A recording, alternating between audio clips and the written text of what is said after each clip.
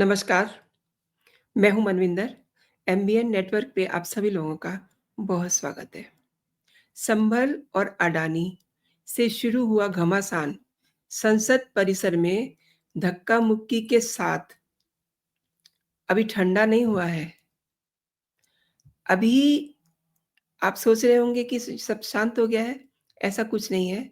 अभी खेल शुरू हुआ है। खेल मैं क्यों कह रही हूँ, ये भी मैं आपको बताऊँगी। ज़रा पहले ये देख लेते हैं कि धक्का-मुक्की किस कदर हुई थी।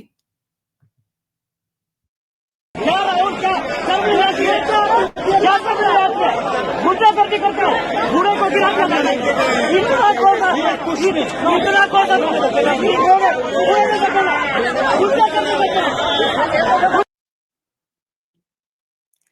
तो ये जो गुंडागर्दी हुई है, जिसे सभी ने गुंडागर्दी बताया है, रादर जितने भी लोगों ने इसको देखा, सीधे आपने देखा ना किस तरीके से इट्स टाइप ऑफ गुंडागर्दी। अब ये मामला जैसा कि मैंने आपको बताया संभल और अडानी से शुरू होता है और धक्का-मुक्की पर जा कर के इस पे लोग सोच रहे हैं कि ये ठंडा हो गया है, लेकिन ये ठंडा नहीं हुआ है, ये अभी शुरू हुआ है। देखिए 18वीं लोकसभा का शीतकालीन सत्र शुक्रवार को समाप्त हो गया, लेकिन इसमें हुआ क्या? 20 बैठकें होती हैं, दोनों सदन में लगभग 105 घंटे तक कार्रवाई चलती है, लेकिन अगर हम प्रोडक्टिविटी देखें, तो लोकसभा में करीब-करीब 54% एंड राज्यसभा में 41% रही और सदन में कुल 4 बिल पेश किए गए। हालाँकि बिल कोई पारित नहीं हुआ है, लेकिन ये अच्छी एक्सरसाइज़ नहीं है। और किरण रिजिजू ने तो यहाँ तक कहा है कि राजनीतिक पार्टियों के ये नेता सोचें कि संसद की ये जो प्रोडक्टिविटी है, ये क्यों गिर रही है? संसद में काम होना चाहिए 100% और उसको और ऊपर लाना चाहिए, उसकी कोशिशें की जानी चाहिए। लेकिन इसकी वजह क्या है? क्यों नहीं ऐसा हो पा रहा है? इसकी वजह है विपक्ष बुरी तरह से हताश है, निराश है और इतने हताश हुए कि संसद परिसर में धक्का-मुक्की कर दी। आपने जो टीवी पर देखा, जो आपने खबरों में देखा, वो सब उतना भर नहीं है। उसके पीछे एक बड़ी कॉन्स्पिरेसी है। ऐसा मतलब क्या हुआ कि पूरा सेशन शोर-शराबे की भेंट चढ़ गया। आपको ये समझना बहुत ज़रूरी है। और आगे बढ़ने से पहले आपसे मेरा वही विनम्र निवेदन, चैनल को सब्सक्राइब कर लीजिए और कंटेंट अगर पसंद आ रहे हैं तो लाइक ज़रूर कीजिए और कमेंट तो ज़रूर कीजिए क्योंकि आपके कमेंट मेरे लिए बहुत अहमियत रखते हैं। तो सभी नेशनलिस्ट, राष्ट्रवादी चैनल के प्रति अपना स्नेह, सपोर्ट बनाए रखिए। तो मैं बात कर रही थी कि जो झगड़ा संभल से शुरू हुआ था, अडानी पे आया, उसके बाद घमासान जो है संसद परिसर में देखने को मिलता है। और जो खेल अब शुरू हुआ है, जिस तरीके की चालबाजियाँ चली जा रही हैं, उस पर पूरी नज़र है अमित शाह की। राहुल गांधी के खिलाफ एफआईआर हुई है। अब लेकिन लेटेस्ट इसमें ये है कि पूरा मामला क्राइम क्राइम ब्रांच को ट्रांसफ़र कर दिया गया है। एसपी रमेश लांबा की देखरेख में इंस्पेक्टर पंकज मलिक की टीम मामले की जांच कर रही है और ये मामला आपको पता ही है, भाजपा की सांसद बांसुरी स्वराज, हेमंत जोशी और अनुराग ठाकुर की शिकायत पर संसद मार्ग थाने में दर्ज किया गया है। अब ये केस स्थानीय पुलिस से क्राइम ब्रांच को ट्रांसफ़र कर दिया गया है। इसमें पुलिस जो है, जो घायल 2 लोग हैं, मिस्टर सारंगी और मिस्टर राजपूत, उनके बयान दर्ज कर सकती है और राहुल गांधी को भी पूछताछ के लिए बुला सकती है। देखिए मतलब कितना रायता फैला दिया और कांग्रेस पूरी तरह से एक्सपोज़ हुई है। इस बात की भी देखिए पता चल रहा है, इस बात का भी इल्म हो रहा है कि राहुल गांधी जो इस समय नेता विपक्ष हैं, उनका टाइम ओवर हो चुका है। ऐसा क्यों लग रहा है? ऐसा क्यों कहा जा रहा है? दरअसल आप गौर कीजिए, एक छोटी-सी बात है।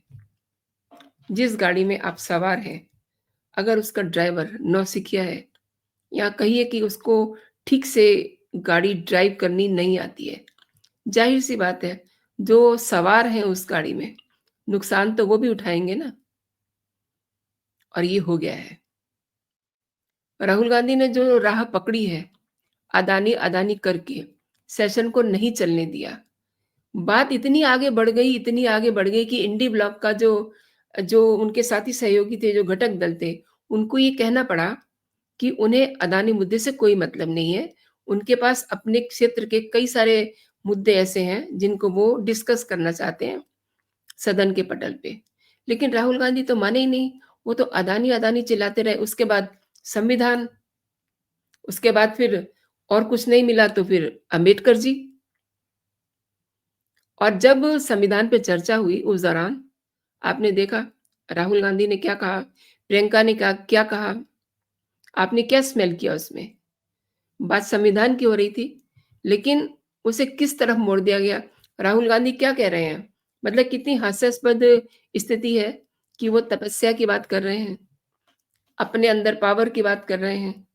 मतलब क्या-क्या उदाहरण दिए जाएँ, इनके बचपने के कहिए या कहिए कि इन्हें राजनीति की समझ नहीं है। आपने पिछले सेशन में भी देखा था ना, उस समय तो प्रियंका गांधी नहीं थी, लेकिन राहुल गांधी थे। राहुल गांधी ने किस तरीके से पहले चक्रव्यूह की कहानी सुनाई, उसके बाद आपने देखा कहानी किससे सुनाते रहते हैं। अब प्रियंका ने भी बता दिया कि वो कितनी समझ की मालकिन है। इस सब से अलग जिस बात को ज़्यादा इन लोगों ने शोर-शराबे में ले लिया, वो थी अम्बेडकर। अम्बेडकर को कितना रिस्पेक्ट नेहरू खानदान ने दिया है, ये भी अब लोगों को पता चल चुका है, क्योंकि खुद ही ऐसी स्थितियाँ बना दी कि सबको एक-एक बार समझाना पड़े कि आपके परिवार के इस मेंबर ने ये करा, इस मेंबर ने इस तरीके से अम्बेडकर जी को चुनाव में हरा दिया, इस मौके पे उनकी बेइज़्ज़ती की। कहने में बहुत बुरा लगता है, लेकिन हालात ऐसे बना दिए। सदन के अंदर और सदन के बाहर जो कुछ भी आपने देखा, उसकी सबसे बड़ी वजह है हरियाणा और महाराष्ट्र में कांग्रेस की बुरी वाली हार।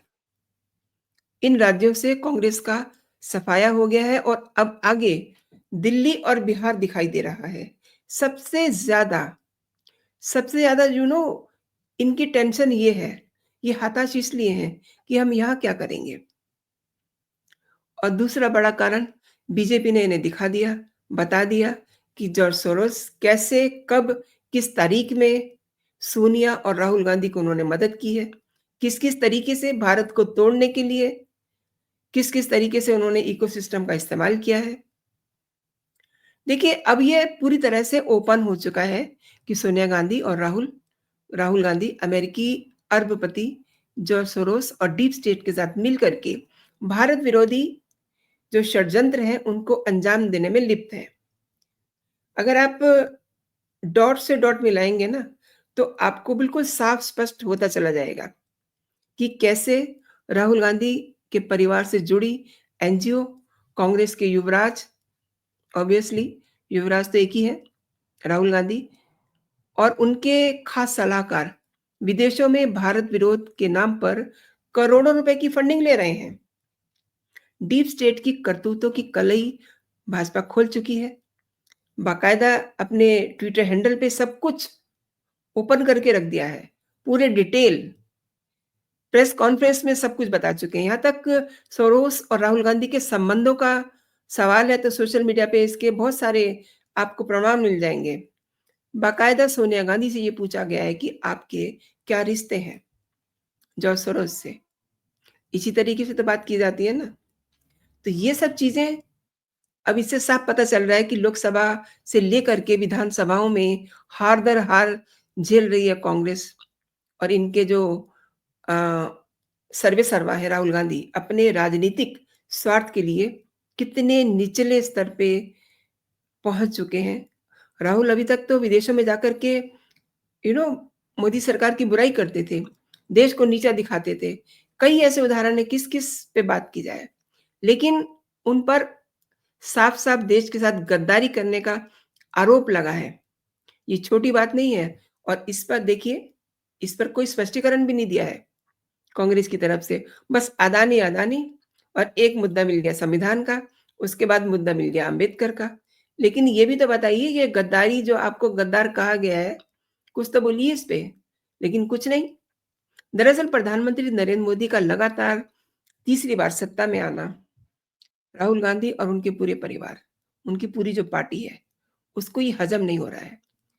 कैसे उसको ये डाइजेस्ट करें, समझ नहीं पा रहे हैं। संसद में जो देखा, पूरी तरह से आई एम सॉरी टू से, एक तरह से नक्सल तस्वीर थी वो। उस नक्सल तस्वीर का स्टार्टिंग वाला वर्ज़न है। अब इसके खिलाफ बिल लाना चाहिए, उसकी ज़रूरत है, जैसा कि महाराष्ट्र में तैयारी हो चुकी है। लेकिन हाँ, बिल आना बाकी है वहाँ। कुछ वजह है लेकिन बिल तो ज़रूर आएगा और ये बिल सरकार को किसी भी मतलब मैं उस बिल के बारे में बता रही हूँ, अगर आता है तो। ये बिल सरकार को किसी भी संदिग्ध संगठन को गैर कानूनी घोषित करने का अधिकार देता है। मतलब ये बिल आना ही चाहिए। इसके बहुत सारे फ़ायदे होंगे और इसमें 4 तरह के अपराधों के लिए किसी को सज़ा हो सकती है। यानी कि गैर कानूनी संगठन का सदस्य होना, सदस्य ना होते हुए उस संगठन के लिए पैसा इकट्ठा करना, गैर कानूनी संगठन का प्रबंधन या उसकी मदद करना, गैर कानूनी गतिविधियों में लिप्त रहना। और ये सब तो जॉर्ज सोरोस, राहुल और सोनिया मिलकर कर ही रहे हैं। राहुल को फंडिंग मिल रही है, सोनिया को फंडिंग मिल रही है, सोनिया को कई प्रोफाइल मिले हुए हैं उनके संगठनों में। तो ये सब क्या है? खैर इस पर देखिए सरकार को फैसला करना है क्योंकि अब पानी बहुत बह चुका है। राहुल गांधी ने जिस तरीके से, कांग्रेस ने जिस तरीके से गुरुवार को सीन क्रिएट किया है, अब उसके लिए उनकी अकाउंटेबिलिटी तो बनती है ना। एफआईआर हो चुकी है। संबल और अदानी से शुरू हुआ घमासान संसद परिसर में धक्का मुक्की के बाद अब जोर पकड़ रहा है। राहुल के खिलाफ मामले की जांच के बारे में जो जानकारियां आ रही हैं, पुलिस उस क्षेत्र के सीसीटीवी फुटेज की जांच कर रही है जहां घटना हुई थी।